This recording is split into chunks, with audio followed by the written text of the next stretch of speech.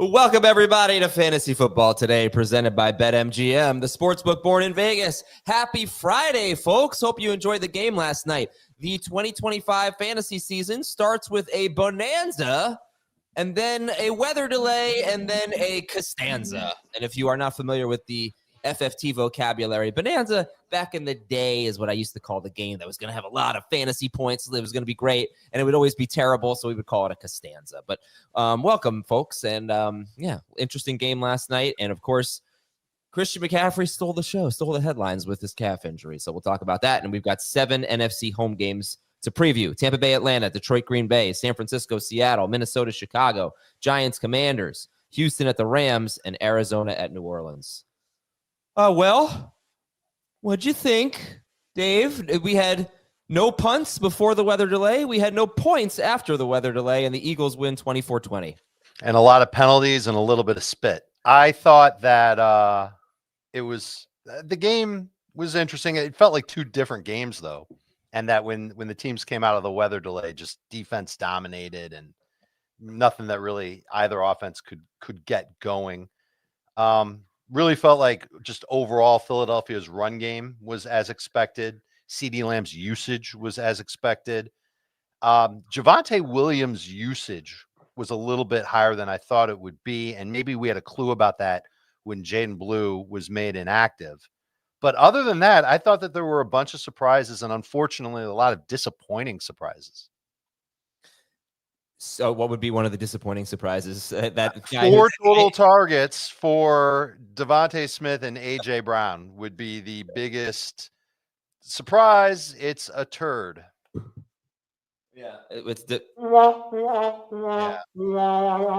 All right. So listen. So Dak Prescott scores 7.8 fantasy points. George Pickens gets 3 catches for 30 yards on 4 targets on 34 pass attempts. Devontae Smith and A.J. Brown were horrible. Brown had 1 target. Brown has never had 1 target in a game in his entire career except for 1 game. It was a Week 18 game where he played 12 snaps and left with an injury. So this was, I think we could say, the worst game of his career, or it's right up there. And I have more to say about, the offense, but are you guys worried about any of the players who struggled last night? No. Dak played great. He just didn't get touchdowns. So I'm glad you said that. I thought he was terrific, man. Yeah, he looked fantastic. Ferguson dropped a touchdown. Lamb dropped a deep ball. Could have been a good day for Dak. Well, Lamb dropped 4 passes. I mean, that was a rough night for him. 1 was a tough one, but you're right. Even 3 was a bad day. He did try to kill his tight ends a couple of times, though, Dak, with some throws in the seam. I do think you should be making a bunch of trade offers after Sunday for A.J. Brown, because there's going to be somebody on your team that goes nuts, and maybe Javonte Williams.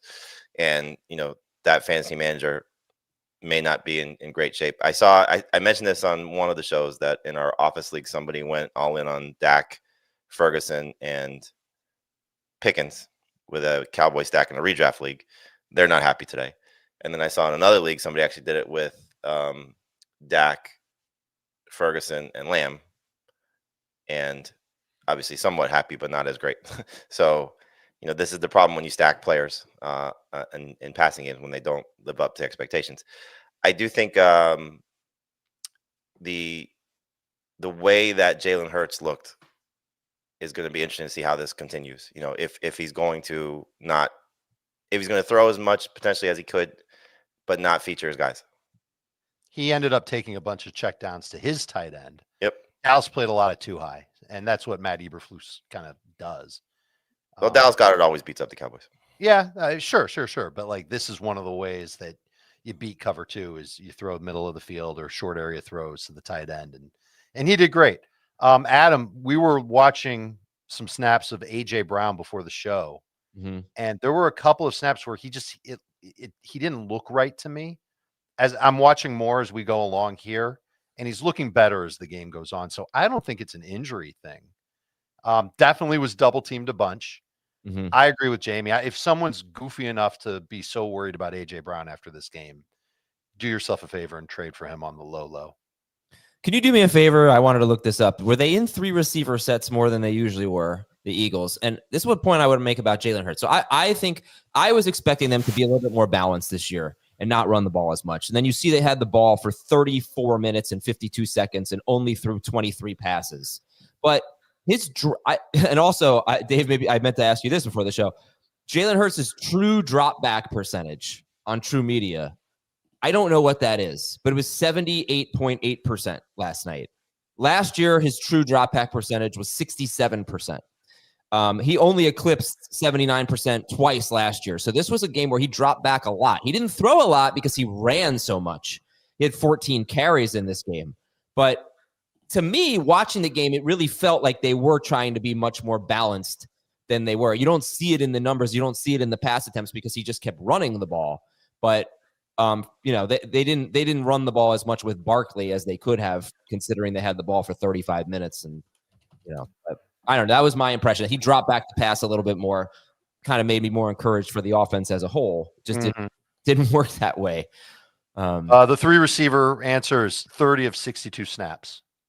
Okay. I don't know what they were last year, but just felt like Dotson was on the field more than I remember a third receiver being on the field for them. But all right, last thing here is Javonte Williams. Javonte Williams, 6% started, 86% rostered.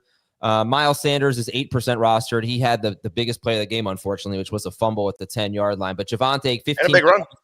He did. He had a 49-yard run. Javonte Williams, 15 carries, 54 yards, 2 touchdowns, also 2 catches, 2 short yardage touchdowns. Are you look, he's got and they were playing without Jalen Carter. If you missed it, Jalen Carter spit on Dak Prescott as their best defensive player of the Eagles. So that made things easier for the Cowboys. They got the Giants next week. They got the Bears next after that. Those were 2 really bad run defenses last year. So here you go, Adam. I did a poll on X last night, since you love these. Javonte Williams, is he a must-start running back next week? 2,300 votes. 47% yes, 43% no, 10% see results. Yeah, put me in the no category. I would say so. I mean, the 2 things that I'm going to be curious to see is, one, does Jaden Blue now replace Miles Sanders after the fumble? Do they give him a chance to be elevated? Listen, he was coming back from an ankle injury after dealing with a heel injury, and he's a rookie. But clearly they felt like he wasn't ready to be up on game day. Does that change? And if that does change, does that impact maybe what Javonte did? I thought Javonte looked great. I mean, there are a couple runs there that, looking like old Javonte. I was surprised they got away from him, to be honest with you, as the game unfolded, especially since it wasn't, out of reach from a score standpoint. You got to be. I mean, look, you're thrilled if you drafted him at this point. Absolutely. I just wouldn't go crazy with calling him a must-start running back. Oh man, it's so frustrating. I drafted actually quite a bit of Javonte Williams. I only started him in one league as a super deep dynasty league against Heath, which was great. And Heath made me an interesting trade offer last night. He offered me Brock Bowers for Christian McCaffrey and Sam Laporta. It's kind of insulting that he threw Laporta in there. Obviously, I'm turning that down. But we'll talk about McCaffrey in a minute. In the dynasty league? In the podcast league. Oh. It is time for football at BetMGM. Register with BetMGM to get instant access to the best variety of parlay selection features, no sweat and boost tokens, live betting options, and much more. New players can receive up to $1,500 back in bonus bets with bonus code FANTASY if they don't win their first bet. You don't want to miss out on any of the hard-hitting action at BetMGM. Place your money line, parlay bets, and more today. BetMGM. Make it legendary. And remember that bonus code FANTASY when you sign up. Yeah, I don't know. I'm sorry. I feel like I ended fast there. Just to wrap it up, you're happy you have Javonte Williams. Try to turn him into something really, really good after this week's over. Dak Prescott, don't panic. He looked a lot better than his numbers. A.J. Brown, don't panic. Devontae Smith. We're going to get these kinds of games. It's going to happen. All right, news and notes. So Christian McCaffrey was limited with a calf issue. What's your reaction, Dave? I hope they just gave him a rest day, sort of, and made him limited and maybe throwing shade at us through the injury report. I hope it's not, he came up limping in practice and he's not going to practice on Friday, and here we go again. And no one knows. There isn't any further report on it. No other suggestions about whether or not he'd miss this week's game or anything like that. Just got to see what the report is on Friday. Okay. I definitely think people are making trade offers right now.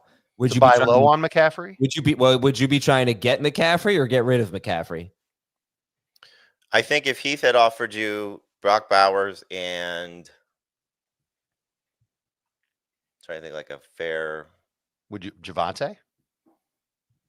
no. Okay. If it was Bowers and like he's out on Kamara. Let's say you had drafted Kamara. Like Bowers and Kamara for McCaffrey and Laporta. Would you have done it? In this league, he has Ken Walker. So if he had gone Bowers and Walker for McCaffrey and Laporta, I would have thought pretty hard about that. I think probably you have would- to do it. I can't see how you can trade for McCaffrey at a like early round 1 value until you know more about the injury. And let's be clear here. Brian Robinson Jr. should already have been rostered, but he's the guy that if he's available in your league, and he was available in one of my leagues yesterday, so it's not impossible. You have to go get Brian Robinson Jr., right? So just for context, who knows when this happened, and it could have just been something that cramp or something. But Right. this is the story from ESPN. McCaffrey was on the field and doing his usual warm up and individual drills during the roughly 20 minutes open to reporters at the start of practice. But McCaffrey was not in his locker room after it was over and did not do his usual Thursday media session.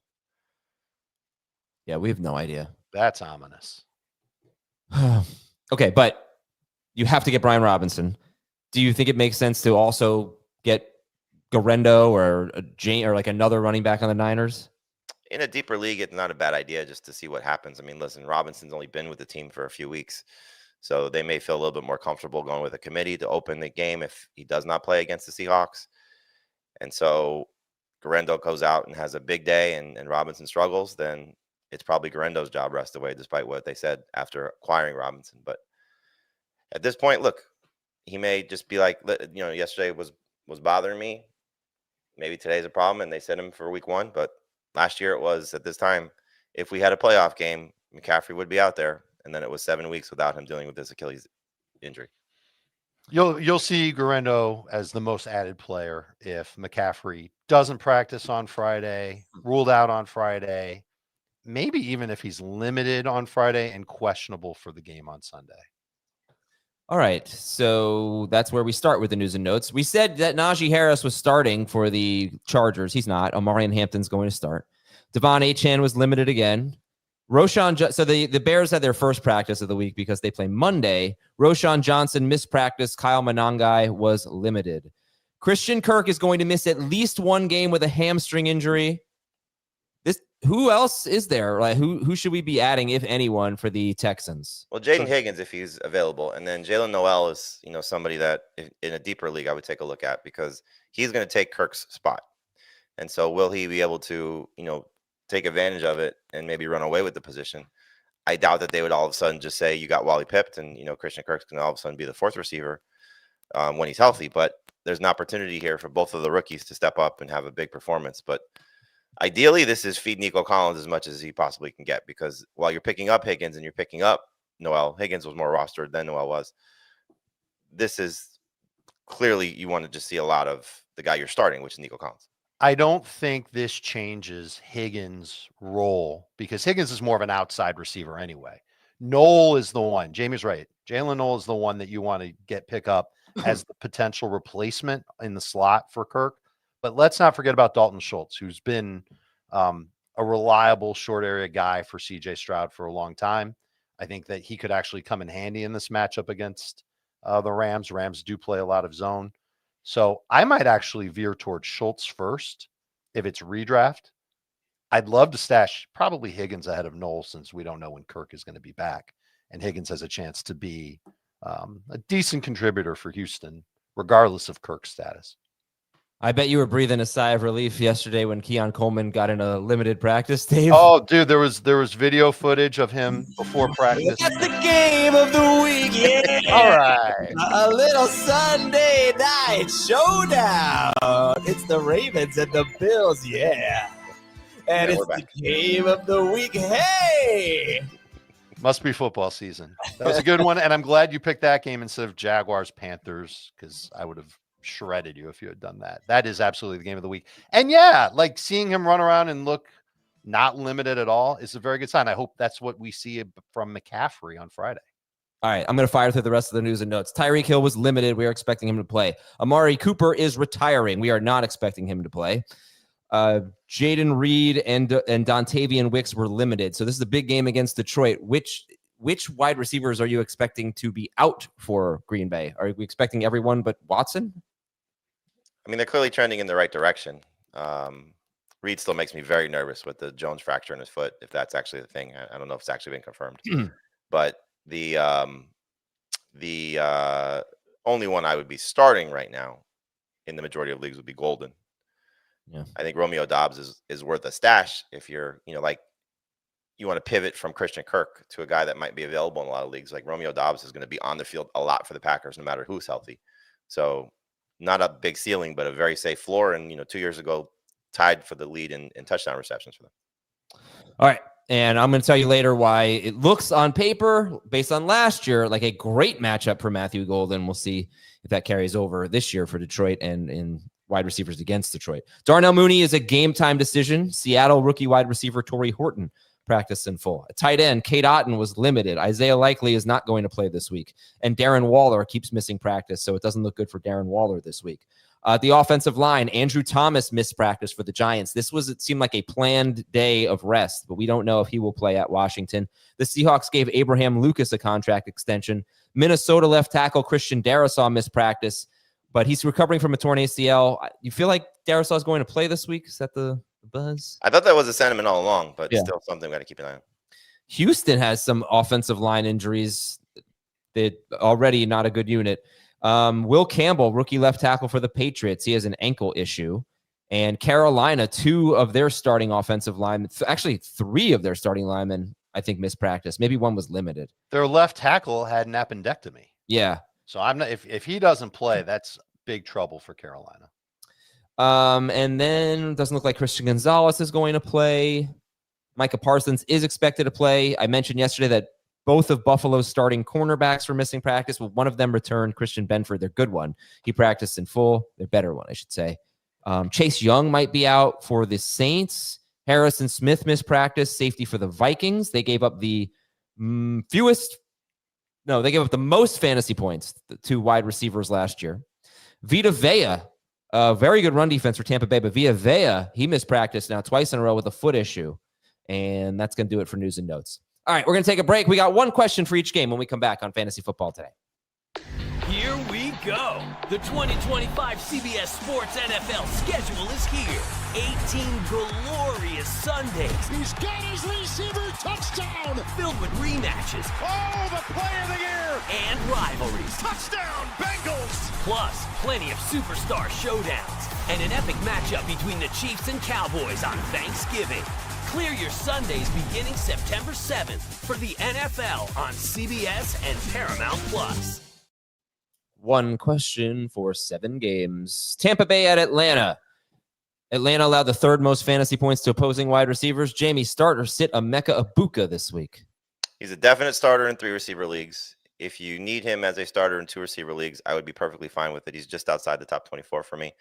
And I think in 2 receiver leagues and a flex, he's going to be one of your high-end flex options. So I would love to start him this week if you can. Okay, Detroit at Green Bay. Are we really sitting Jared Goff, Dave Richard? I think it's not the worst idea in the world to sit Jared Goff. It depends on who else you have. I think there's just more upside for Drake May against Las Vegas. Although the thought of a backup left tackle against Max Crosby, it's already bad enough that it's a rookie left tackle against Max Crosby. That's not so good. But other quarterbacks like Trevor Lawrence, Tua against Indy, Brock Purdy, I think there's just a little bit more upside. There's going to be plenty of weeks where we're going to trust Jared Goff. I just feel like this first game, new play caller, on the road against Green Bay with Micah Parsons, and we've known for years that the kryptonite for Jared Goff is pass rush pressure. When he's under pressure, he's not the same guy. Makes me a little bit nervous. Yeah, I'm sure we're going to get to this stat, but the last 3 years at Green Bay for Jared Goff, 9.5 fantasy points. That was a Week 18 game at Green Bay. But 2023, 13.4, 2024 fantasy point, 2024, 11.6 fantasy points at Green Bay, only through 22 passes. I don't care about the at Green Bay part as much as I care about just the situation now. And this Green Bay pass rush is going to be right up there as one of the best in the league with Parsons on the field. Obviously, I agree with that. I think if any wide receiver or whatever, fantasy relevant player missed all of training camp, had a back issue, and he has a legitimate back issue, got traded to a new team, we probably would not think he's just going to show up and be great in week 1. Well, there's a difference, though. Yes. You're starting a player in your fantasy lineup that's coming off an injury. You're talking about he's going to have a handful of plays, Call it 20 plays. I was going to say, yeah, if that's the number, like they're going to be on almost obvious pass down situations or fourth quarter plays where they need somebody to go out and try and make a play. Like they're going to be smart about it. So that's not the best comparison I would use is a guy coming back that you're trying to put in your fantasy lineup versus a guy that's going to be limited that you are just, could be a game wrecker.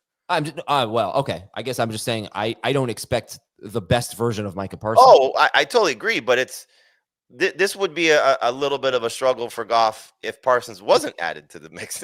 Now you're putting that on top of it. So stadium where he hasn't played well. Dave mentioned it. New play caller, 2 new offensive linemen.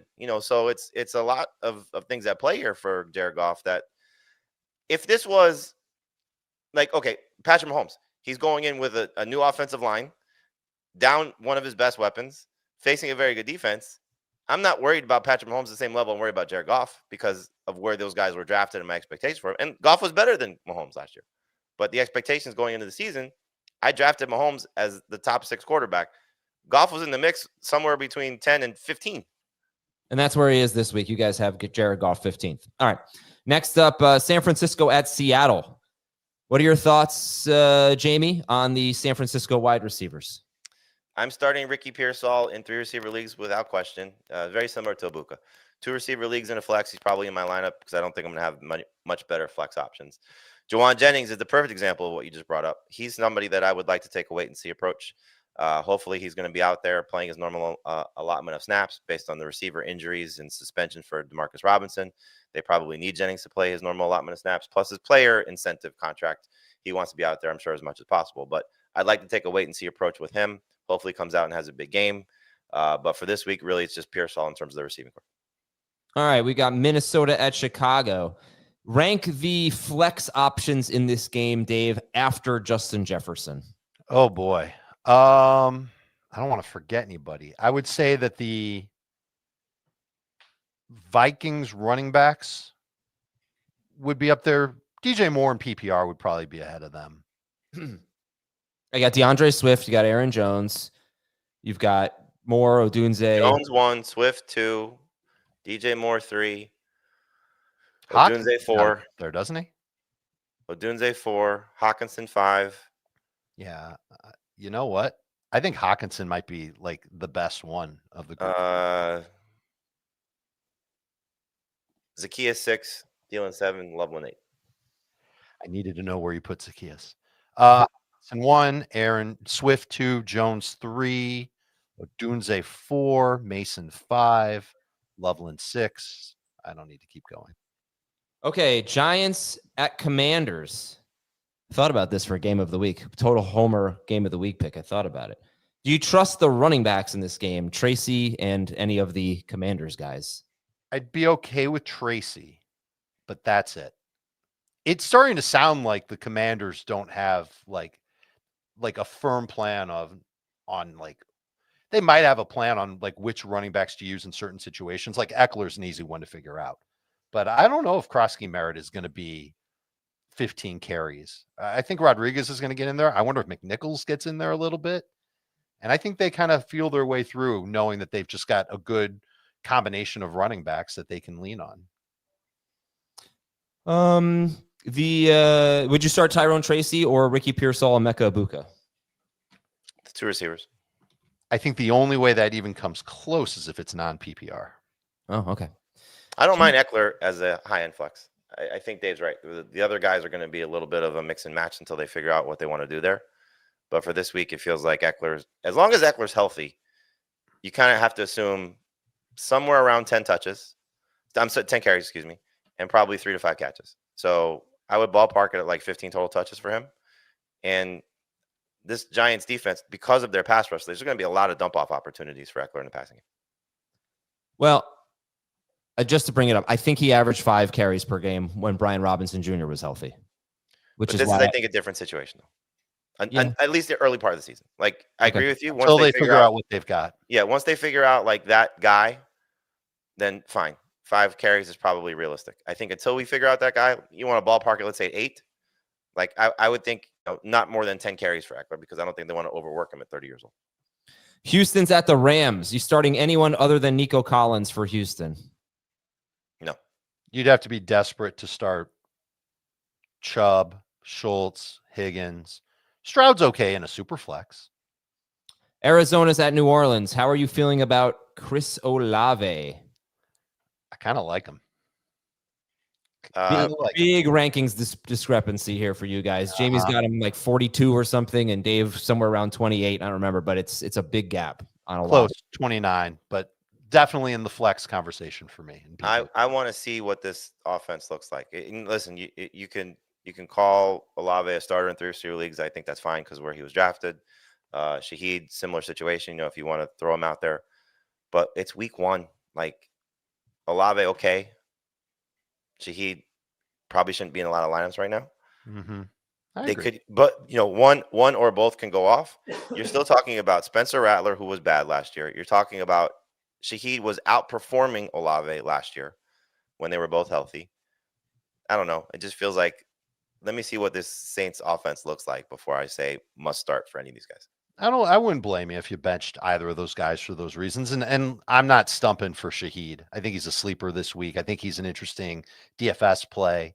But Olave, just the fact that he's lining up everywhere, I feel like he'll be the primary target for Rattler. I think Rattler can complete a pass inside of 15 yards. And I think they're going to be trailing. And I think Arizona's secondary is still a huge question mark.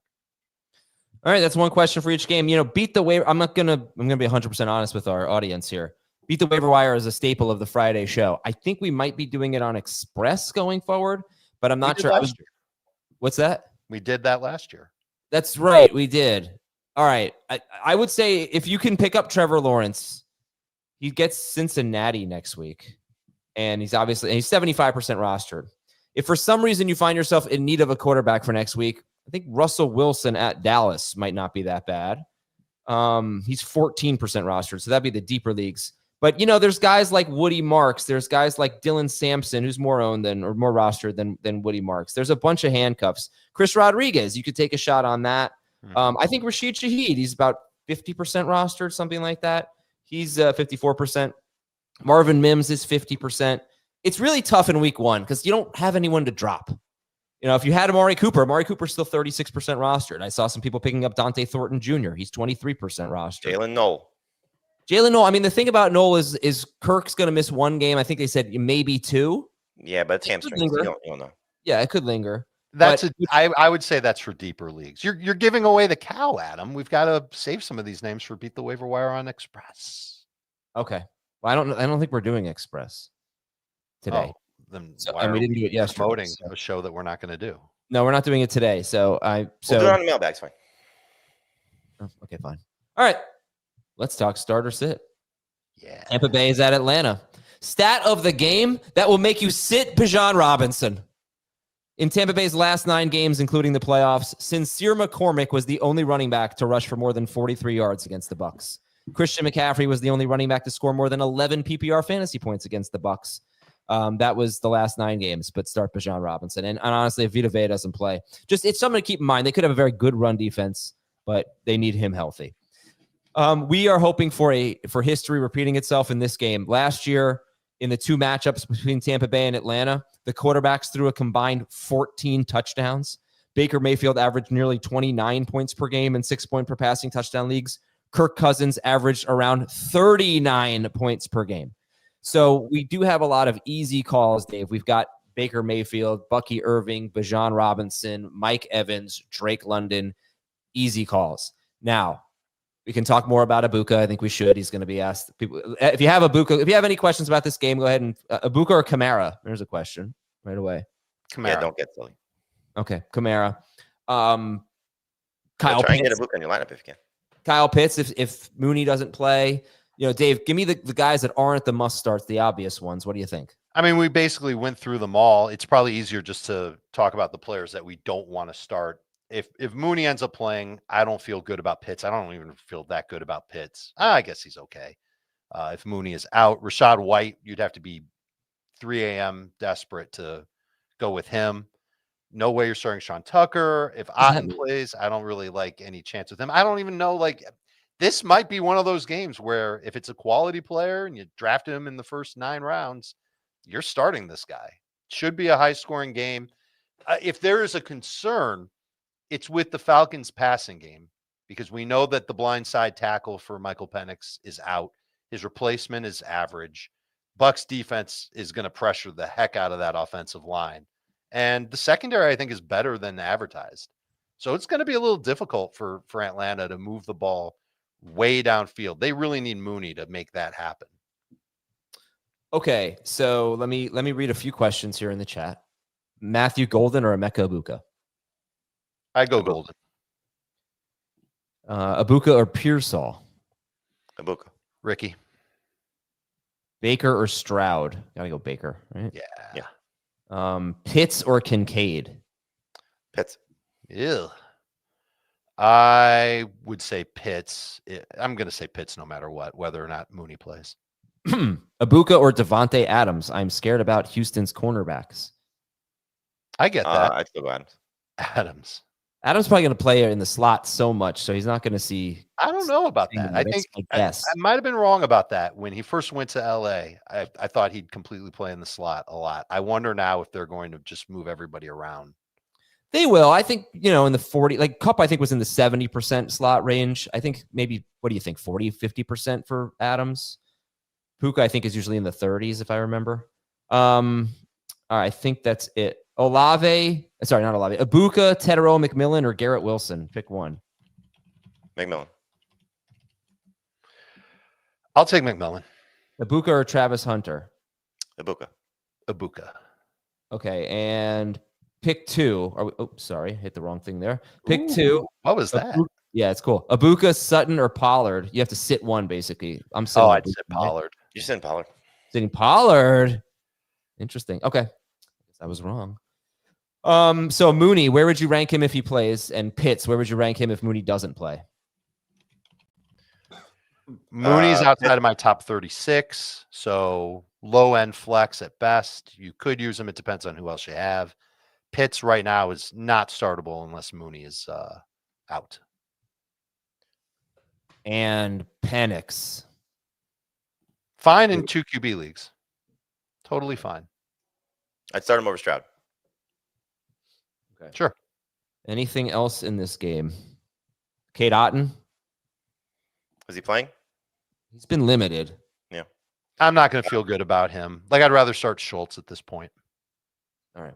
Bucks All right. DST is okay. That's it for that game. Detroit at Green Bay. Here's the stat of the game. Number 1 wide receivers last year owned Detroit. And let me talk about Detroit's defense, because it was really good last year until the last, 5 or 6 weeks. And then it was god-awful.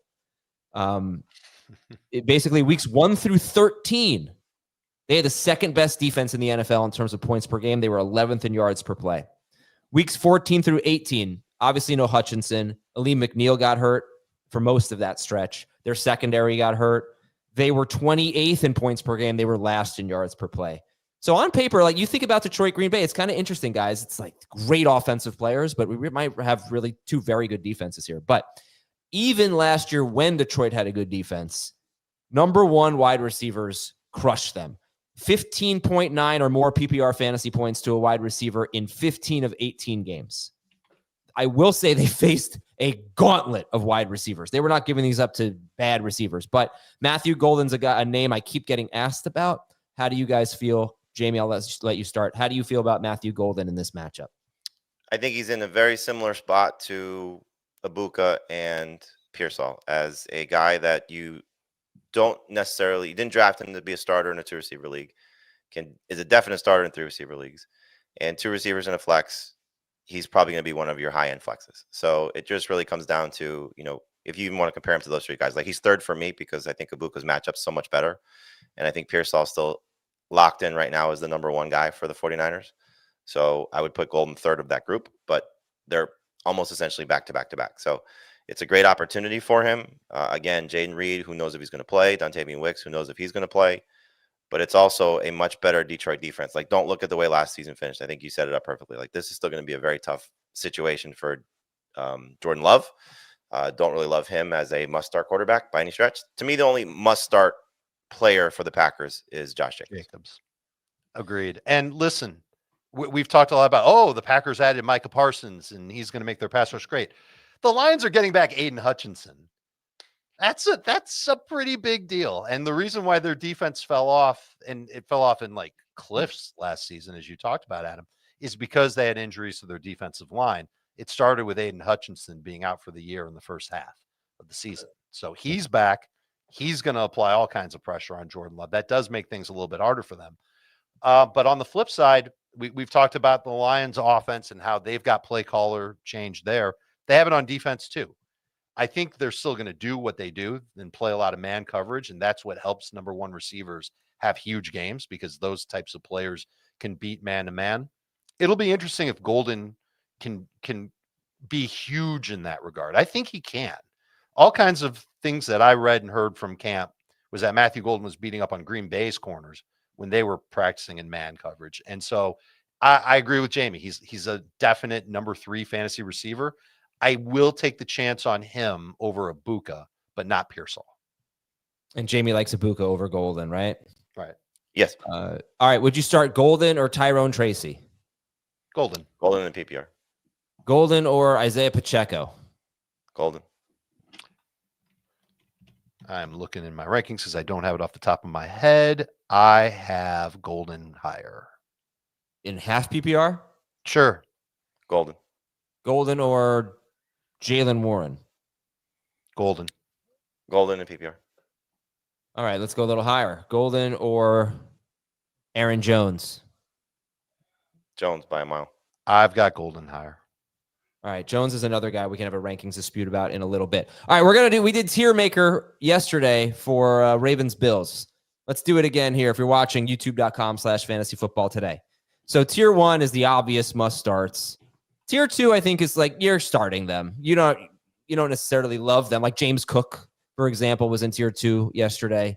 So Jared Goff and Jordan Love, where are we putting them? Tier 3. So that's a sit. That's not an outright sit. Correct. But it's not a start. I feel like there's too many tiers. Please. Let's just do what we can. Okay. Fine. Love or Goff, by the way, who do you like better? Goff. And give me some guys you would start over them real quick. Trevor Lawrence, Drake May, Purdy. Kyler's a good one. Let's get the Montgomery. Well, all right, let's throw Montgomery. Let's do Montgomery. Tier 2. Okay. I like it. I'm kind of looking at tier 1 as must start. Tier 2 is probably start. Yep. Tier 3 would prefer to sit. Tier 4 likely sit. Tier 5 why is even on my fantasy team. Why is tier 5 green and tier 1 red?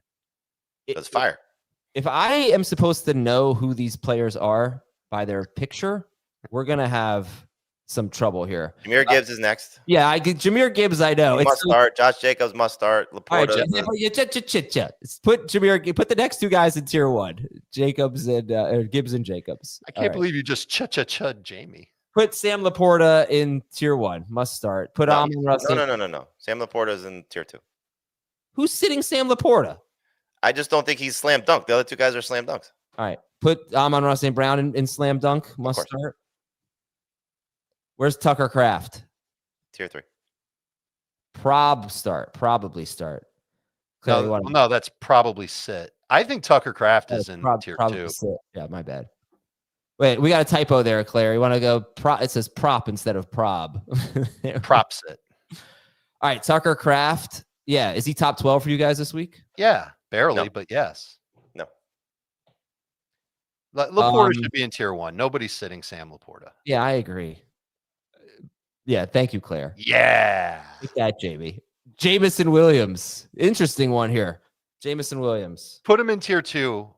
I'm more excited about JMO than most people. Like, I would honestly put him in tier 1. I think he's awesome, but I get it if you want to put him in tier 2. You should start him. This team the Packers allowed the third fewest fantasy points to wide receivers last year. So it's not an easy matchup. You never know what kind of targets you're getting. I think, look, if I'm the Lions, this team just traded Kenny Clark. They should run the air out of the football in this game. So, Jamie, you're not as optimistic on Jameson Williams, are you? I think he's in that same category as Emeka Buka, Ricky Pearsall, and Matthew Golden this week. He is a must start in 3 receiver leagues and a maybe start in 2 receiver leagues.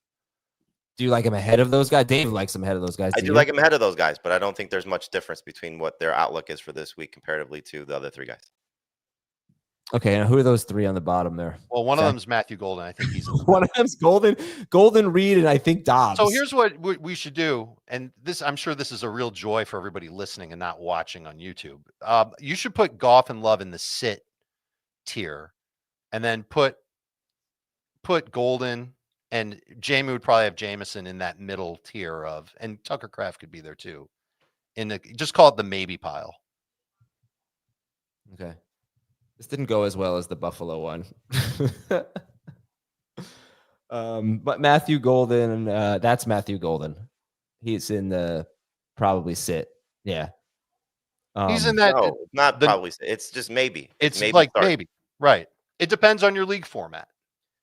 So Jaden Reed is the first one there at the bottom. Just maybe. Jaden Reed is a sit. He's a sit. Yeah. And so but is he a why do you have him? No. Jaden Reed? So. Yeah, no, he's a sit. You should have him. He's roster. We're going to put Dobbs in the sit category too, because you have him. So nobody's in the why do you have him tier. And they should, it's Packers Lions. Where's Tesla? He's in the why do you have him. We can just put a picture. Do we do this for every game now, or is this just No, it went well. Are we ever doing this again? I think so. I think we can do it. I mean, it's better visually, but for audio, I guess it didn't really work. You want to recap it for everybody listening? Yeah. The must-start guys are Gibbs, Jacobs, St. Brown, and Laporta. The start is David Montgomery. So we like Montgomery better than Golden, even in full PPR, right?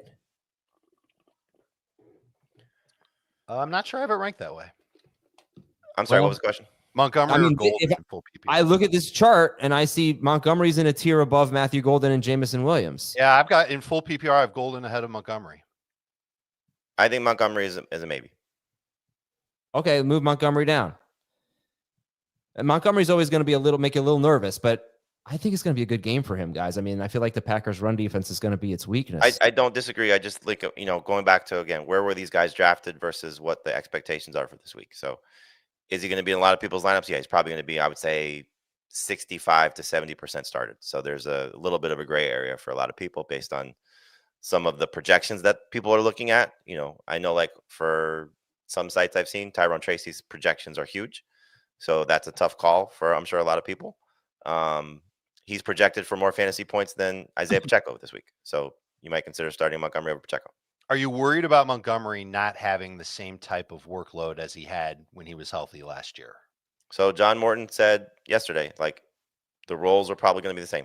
The touches, I don't know if he said role or touches, but I think he said workload. The workload. I read that he said, we'll see. Like, maybe I saw the wrong thing. Wasn't as I think at this point, Montgomery just anticipate chance to score a touchdown and probably 65 to 85 total yards, somewhere in there. For what it's if worth, he does that, then he's safer than Golden.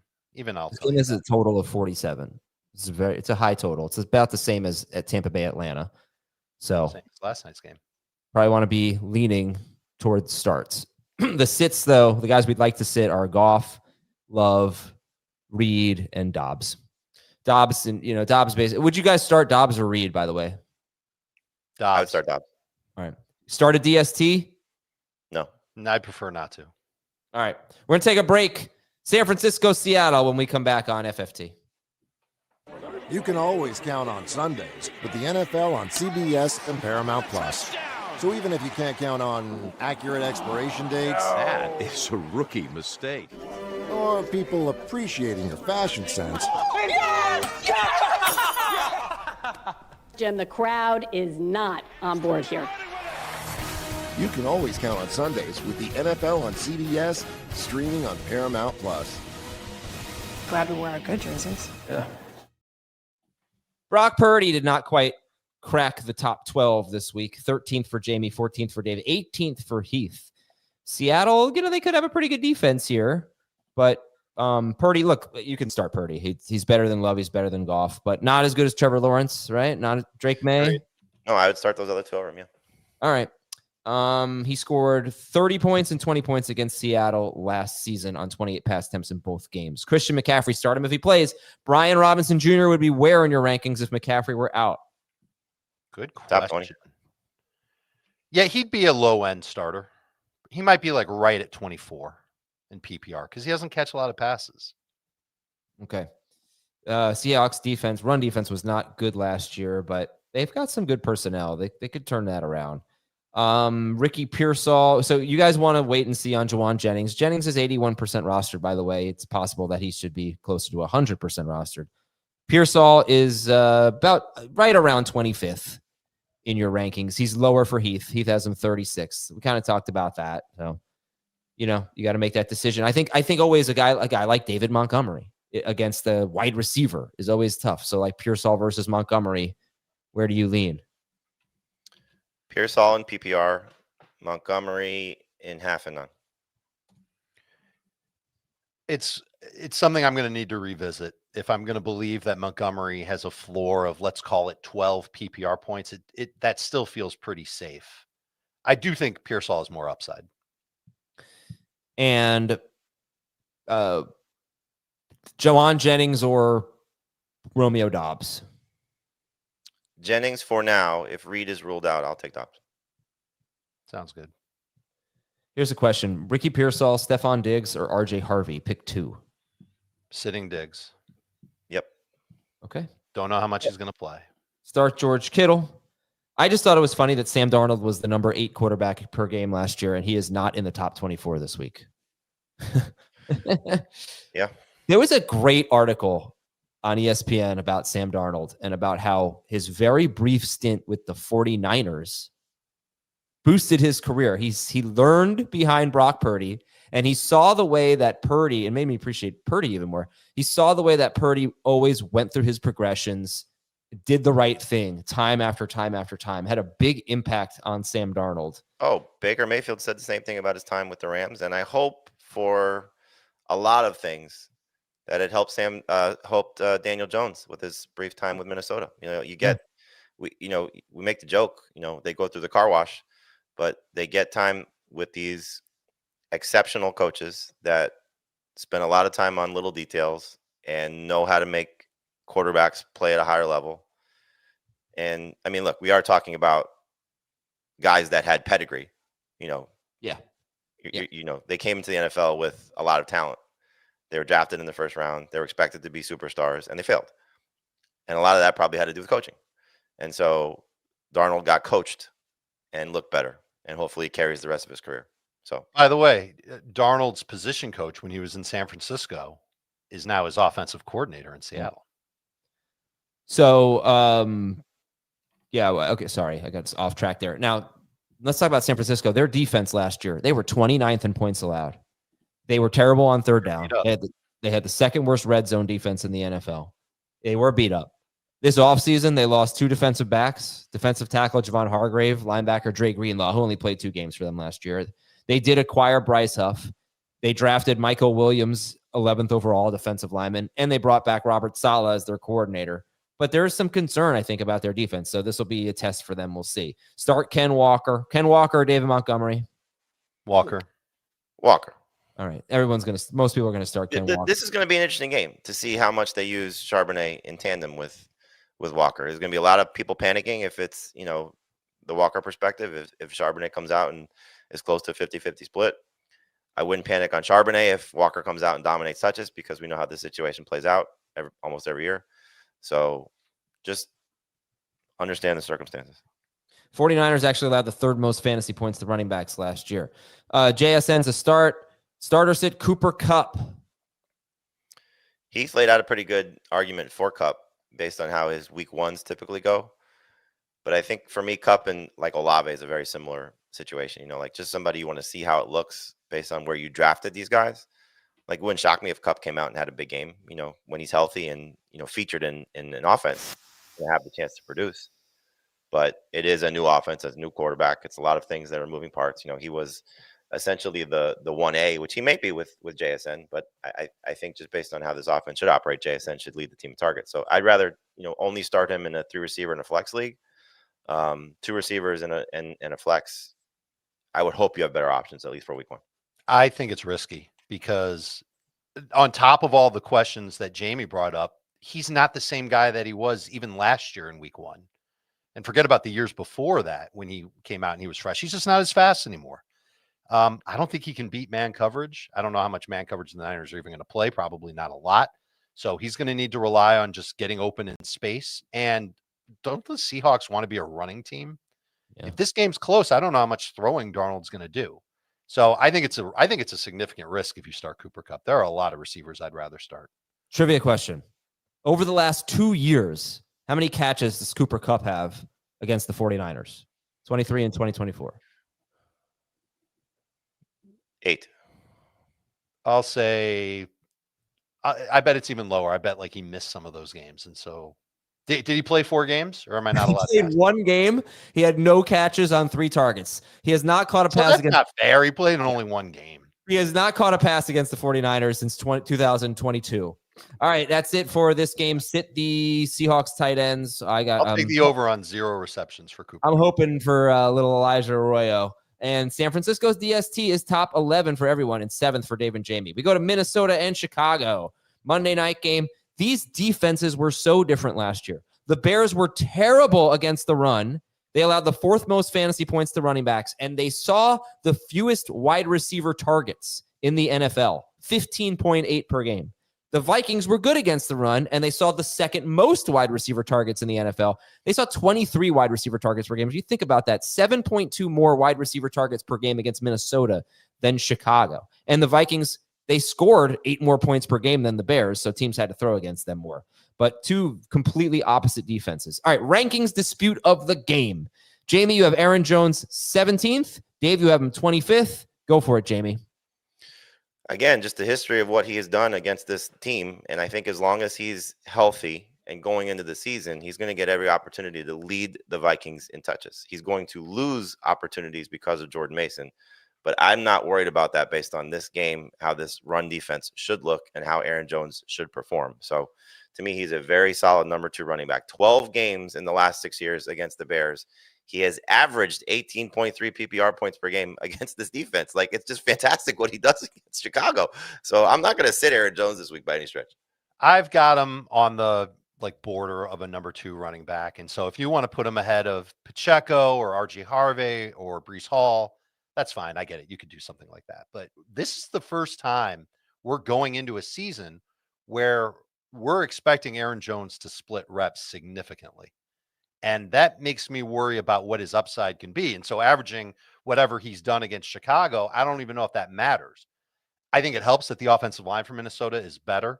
I don't think the Bears' run defense is going to be any better than they were last year, but I do expect them to play a little more man coverage. That means that the safety could be down to help stop the run. I do wonder if when the Vikings are in short yardage situations, do they lean on Mason there because he's younger, stronger, and they try and save Jones. So I can't put him as a top 20 running back. Wouldn't surprise me if he ended up finishing the week as a top 20 running back, but I think that there are other running backs that have more upside than Jones based on what his situation is for this week and maybe for this season. All right, as we run through this game, we're going to wait and see on J.J. McCarthy. He's 71% rostered. He's 19th for Dave and Jamie, 23rd for Heath. Now, the Bears, again, they just didn't see a lot of pass attempts. So 3rd fewest pass attempts per game against in football last year because their run defense was so bad, but they weren't. You also good. have, sorry, not to interrupt you. I know I walked away for a second. You also have J.J. McCarthy making his first start. The easiest thing to help him is going to be a run game. Right. And the Bears know that. So the easiest thing they'll do, or not the easiest thing they'll do, the first thing they'll do is focus on the run and try and make the kid make that's plays. every team's MO. They can't really do that, though, against Minnesota. Like, I'm thinking about it as I say that because they've got Justin Jefferson. Yeah. What are they going to do? They're going to play one-on-one against Justin Jefferson with with, I don't know if Jalen Johnson's A, going to play, or B, is 100%. All right, start Hawkinson, start Jefferson. Jalen Naylor did catch a touchdown in both games that Addison missed last year, but Hawkinson also missed those games. Are we? They didn't have Thielen.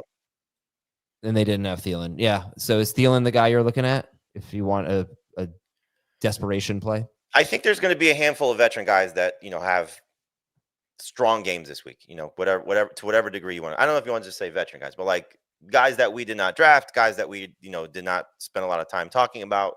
And there's probably two in this game. Thielen is one. He's clearly got a lot more, of a lengthy resume. And Zacchaeus, just based on what his, chances are after everything that unfolded in the preseason. I think Luther Burden, if you have him and he does not do anything, unless you're just desperate, you have to make a roster move. Please be patient, because he's going to eventually get a lot of opportunities to play.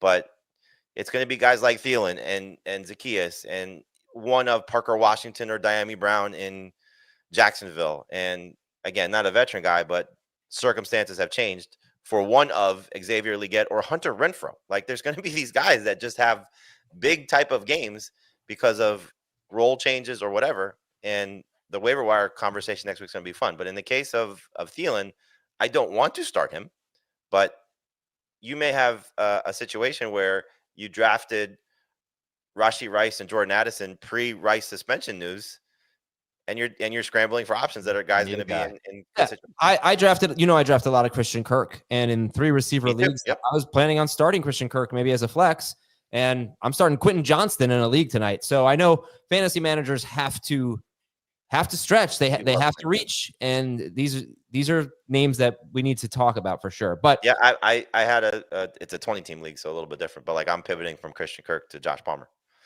Okay. Yeah, we'll see what happens. So it's, if you ever hit on those guys, like, it feels good to take a shot on someone that no one's starting. Well, that's what, beating the waiver wires for. Like, you have a chance to pick up one of these guys. Like, Adam Thielen's schedule for the first 3 weeks is great. And so if he comes out and plays well, like, you're going to be thrilled to have him for the 3 games that Jordan Addison's not there. All right, back to this game. Caleb Williams, we're going to sit. Vikings had a great defense last year. They probably got better in the offseason. They allowed Here comes a blitz on like 40% of their snaps. Now, Williams did have one good game against them, though, last year. He did. He did. He had one bad game and one great game, 31 points and 12 points in 2 games. They were trailing by 14 in the fourth quarter in the great game he had. DeAndre Swift or Aaron Jones? Swift. Jones for me. All right. Swift is – Minnesota was really tough against the run, and they added Hargrave and Allen on their line. So it's not a great matchup, but it's a great situation. So, like, R.J. Harvey, Travion Henderson, or DeAndre Swift? Henderson, Swift, Harvey. I'll take the rookies ahead of Swift, but Swift is still a very good number 2 running back. I think the one thing to look at with Swift, and granted, the offensive line is much better, and the play caller is definitely much better.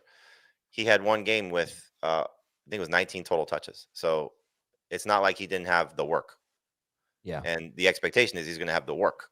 So what will he do with the work is clearly the question here. And so I think he's just a number 2 running back. Like, I wouldn't get cute with it and say he's, should be started over, a handful of guys. Like, again, for me, I like Aaron Jones' situation much better than DeAndre Swift this week. So I'll take Jones over that. And I would rather have the running back who's going to probably dominate snaps and touches. Yeah, like, we're getting a question here. Pick one: Aaron Jones, Jordan Mason, or Jerome Ford, half PPR. You got to go Aaron Jones there. Yeah, I'd go Jones. Yeah. Okay. So Chicago. I like Jerome Ford a lot, but yeah, Chicago wide receivers. The Vikings gave up the most fantasy points to receivers last year. You guys do not have either guy in your top. Well, you have him 30th, basically, DJ Moore. Odunze is closer to 40th. So why so low on these guys, Dave? Just week 1, a lot of guys to start? Week 1, a lot of guys to start, and lack of confidence in the Bears passing game. It's really more of the lack of confidence in the Bears offensive line, and the fact that Brian Flores is going to throw the house at Caleb Williams. And we've seen Williams when he's under pressure, and it's not pretty. Okay. But no Harrison Smith, probably. So if you have to start him, I think the tough calls will be if you drafted DJ Moore and Ibuka, Pearsall, Golden, those type of players that probably have more upside. but probably have a lower floor. That's for DJ Moore. Colson Loveland, start or sit? I think you said him this week. It's a little bit trickier with him comparatively to Tyler Warren if you're looking at the two rookie tight ends, because Warren's got a better matchup. Warren does not have as much competition for targets, although it's still crowded in Indianapolis. For Loveland, it's like just so many moving parts right now with the Bears. So like I'd like to see it first. I definitely want to roster Loveland. This is not a guy that if he has a bad game, you're dropping, because he could easily look like a superstar in a week. But if he comes out and has a big game, then you're going to be thrilled he's on your team. I wonder if they try and scheme up Loveland because there's no Harrison Smith. I wonder if they're going to imagine if they want to exploit. Much. I feel like if you see, I'm sorry if you just said this, Jamie, but if you see Cole Kmet outplaying Loveland, like more snaps in week 1, don't panic. Like they could ease the rookie in a little bit. Yeah, of course. All right. Minnesota's DST is top 4. Sit the Bears DST. The other game of the week, Giants at Commanders. Here's your useless, why even bother stat of the game. Daniel Jones scored 22.3 or more fantasy points in both games against Washington last year, and Russell Wilson scored 24.1 fantasy points at Washington in week 10. Maybe a little DFS, sneaky stack. Wilson and Neighbors. I don't think that's sneaky, buddy. Okay. When you have Neighbors, it's not sneaky. The sneaky stack would be if you go Russ and Slayton, like one of those. All right, well, okay, fine. But Giants stack, I think, would be maybe a little sneaky, maybe not. Giants play the Commanders pretty tough. So I think the Commanders are like 6-point favorites or something. Right. They're so much better, the Giants are this year compared to last year. Yeah, but they're not as good as the Commanders. 5.5-point but still favorite, and 45.5 is the over-under. All right, Russell Wilson's not ranked. Tyrone Tracy is a really interesting call. He's out. He's behind Aaron Jones. He's behind Swift. He's behind Jalen Warren this week, right? Yep. Not far, but yeah. Tracy or Breece Hall? Tracy. I have Hall higher. Tracy or Jameson. I think I did that. Like that Jameson Williams. Yeah, that Jameson Williams, Abuka Pearsall group. Tracy, what do you think? I would go with the receivers in PPR. I have him. Yeah, I've got him behind all those receivers. I think the one thing that's going to be interesting to see is how much does he play on passing downs and the goal line work. The goal line work. And especially the goal line work for a team that's not expected to score a lot. So Scadaboo's healthy? Adam? Tracy or Debo? Yeah, Scadaboo's healthy. I would go with Debo and PPR. Okay. I'm curious about weird. Well, why? What do we like about Debo? Well, you have McLaurin working his way back in. He's talked about he hopes he's not on a snap count, which I'd be surprised if he is. But like, there's probably 1 to 2 carries here. There's probably a little bit of show off the shiny new toy. And especially if the Giants pass rush is going to be as good as it can be, it's get the ball out quick. Well, he's going to be operating near the line of scrimmage. So I think this is a good week for Debo Samuel. He's not a slam dunk, but he's, again, right in that mix of Abuka, Pearsall, Golden for me. Just, a high-end number 3 receiver. The Commanders don't necessarily want to use Debo the same way the 49ers did. It doesn't mean they won't. So certainly he can be a short area outlet, just like Ertz is, and McLaurin runs short routes too. But they like him as a downfield threat. Yeah, but they were one of the teams that used wide receiver screens the highest. Sure. So they can. It's just like I said. Like they're definitely going to use him in that regard a couple of times. You said like what 1 to 2 carries for Debo. Would you be surprised if he had 2 to 3 screens every single week? I think forget about just targets, like manufactured touches for him. Yeah. Like we're talking 3 to 5 a game. Okay. Yeah. So let's get back to this. So start Neighbors. Don't start any other Giants wide receivers. Sit Theo Johnson. I am kind of interested though in Theo Johnson from a deeper league standpoint. He had 4 to 6 targets in 5 straight games to end the season. It seemed like they were featuring him in the preseason. Jaden Daniels, start him. Your favorite Commanders running back is? Eckler by a lot. Okay, and Eckler is ranked? Right around Tracy, that range. He's behind Tracy for me. Yeah, no, I would start Tracy too, but high end flex. Terry McLaurin is? Number 3 top receiver. 24. He's 24th on the dot. Okay. You like him better than Debo, I assume? Yes. Uh-huh. He's got a great history against the Giants. He's averaged 16.5 PPR fantasy points per game in 11 games against the Giants. They might shadow him with Paulson Adebo, but I don't think it's going to go well. And Zach Ertz, what do you think? Like Zach, I haven't really asked about Tucker Kraft. I kind of skipped him, but would you start Zach Ertz or Tucker Kraft? I would start Kraft. I mean, the Giants, for what it's worth, were great against tight ends last year, and Ertz had one okay game and one terrible game against them. I would actually start, if there's no Darnell Mooney, I would start Kyle Pitts over Zach Ertz without question. I would too. Kraft he's got the higher ceiling and a very, very close floor to Ertz. If you really want, the worst matchup of any tight end. It's true. That's true. Well, actually, the Zach Ertz does. The Giants allowed the fewest fantasy points to tight ends, and I went and looked. Shane Bowen, their defensive coordinator, he's been top 6 against tight ends in 3 of 4 seasons as a coordinator. He's been terrible in the other one, but there might be something to that. I don't know. I mean, it could just be totally fluky, but think about it. Might just be how they play. And Kraft is more of an explosive pass catcher and route runner anyway. Like Ertz runs 6 yards and turns around. Tucker Kraft will run like a decent route downfield. The only thing Ertz did last year was score touchdowns and kill the Eagles. Now they have Debo. If you think Debo's going to be good and McLaurin's going to be good, I don't know. Maybe they just throw a lot. Well, what's appealing for Ertz is that Jaden Daniels leans on him a ton. Whenever things break down or whenever he did that before having Debo. Right, that's true. But I think that'll stick. It's really about like manufactured touches. How many manufactured touches are they going to have for Zach Ertz? All right, Commanders DST. Just one thing with Tucker Kraft, sorry, just to wrap it up, is he definitely benefits a lot if Reed is out because just one less mouth to feed. Absolutely, yeah. Okay, so Commanders DST is 9th for Jamie, 10th for Dave, and not ranked in the top 24 for Heath. Maybe he's feeling the upset. Houston's at the Rams. Stat of the game. He loves Russell Wilson, so all those things coming together. There you go. Stat of the game for this one. I'm keeping an eye on the Rams defense. I don't know if the expectations are super high, but they're young. They've got some talent. They gave up 37 points to the Eagles in week 12. After that, they allowed an average of 16.7 points per game in their last 7 games, including the playoffs, but not including week 18 when they were sitting their starters.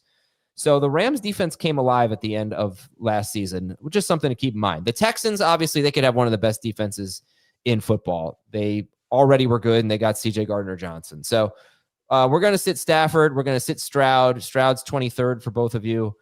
We're going to start Kyren Williams. It is a tough matchup, but Kyren Williams, obviously you're starting.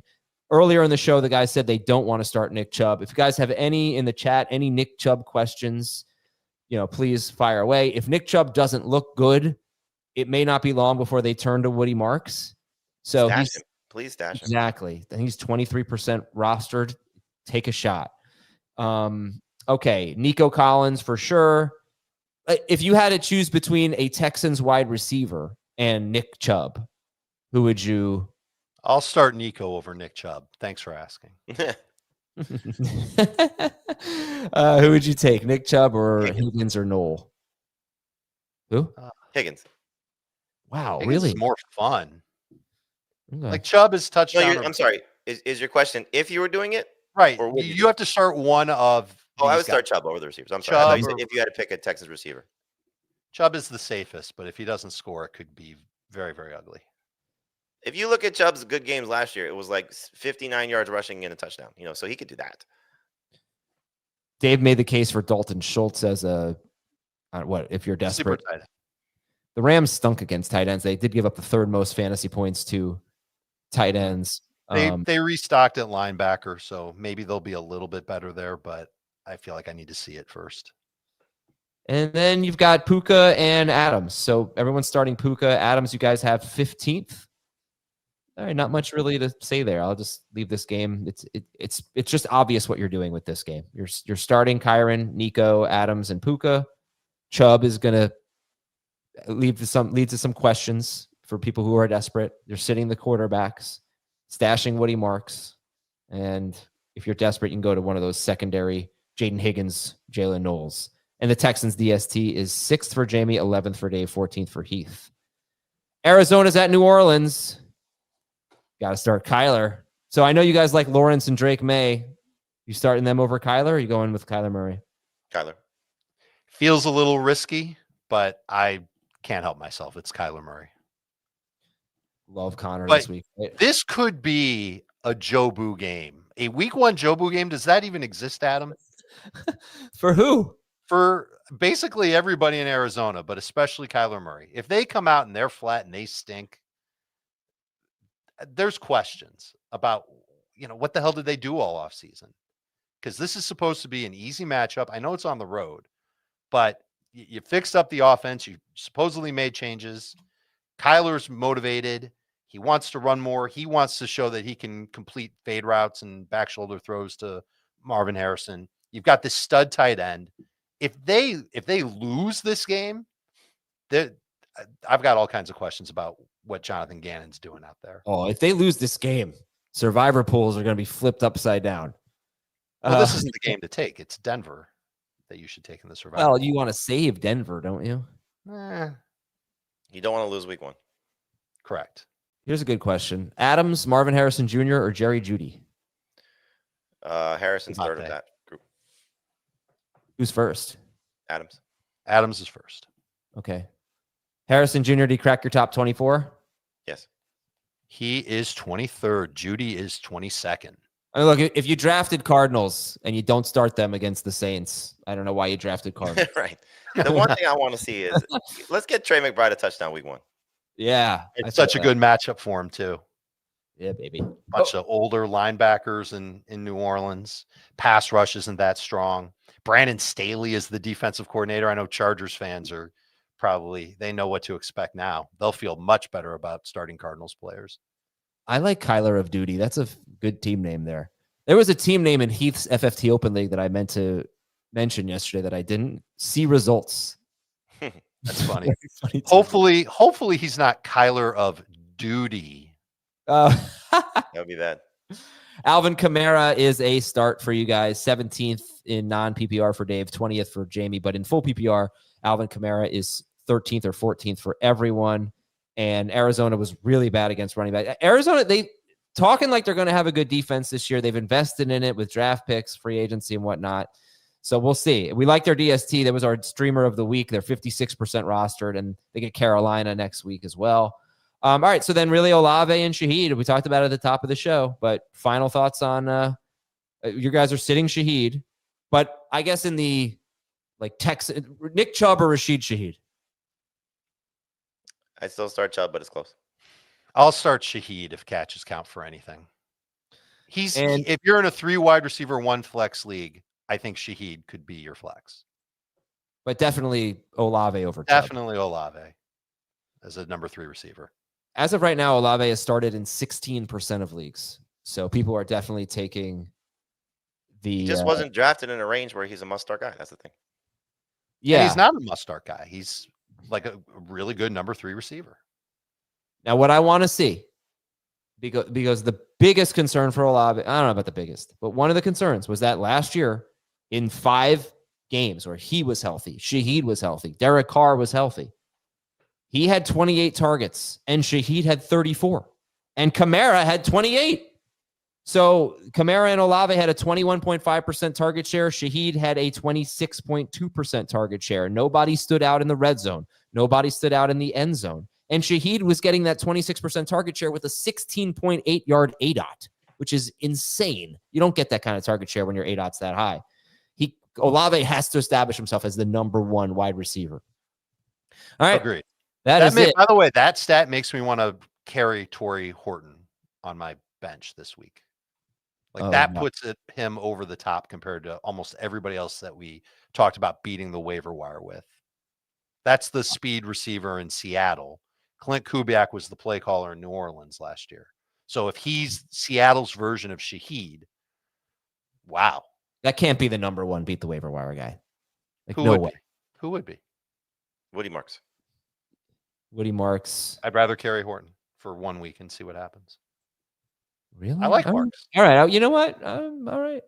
I think it's going to mean if we're going that route, I'd rather have Deontay Thornton. Okay. No, I'd rather have Horton than Thornton. But both over Kyle Orton. Thank you, Dr. Seuss. We will. Oh, wait. Why are people saying I'm clueless? That's not nice. Adam is clueless. What did Ben say? Saints are a completely different team. Yeah, no, I know they're a completely different team, but Olave and Shaheed are the same people. I didn't check. I haven't given them a DNA test, but they're the same people they were last year. When they were on the field, Shaheed was out targeting him. What does 23andMe say about who I should start this week? No, but to their point, it's a different offense. They definitely upgraded at play caller with Kellen Moore. I just don't know if he's got enough toys to make it work and to put up a lot of points. This is more of a PPR thing and a volume thing for me on why these guys are interesting. Olave and Shaheed are interesting. But it's still not going to be pretty until they've got their quarterback situation figured out. Yeah, it might not be till next year. I didn't draft Shaheed. I drafted Olave. I understand. I still expect Olave to have more targets. I'm just pointing out. Didn't happen last year. It could be close. I do like the fact that Olave is playing in the slot. Yes. Have a wonderful weekend. We got the mailbag coming up. And don't freak out when you see a total of 60 seconds of commercials on Red Zone. We're all going to be okay. Thank you to Dave and Jamie and Claire. We'll talk to you on the mailbag on Fantasy Football Today. See ya.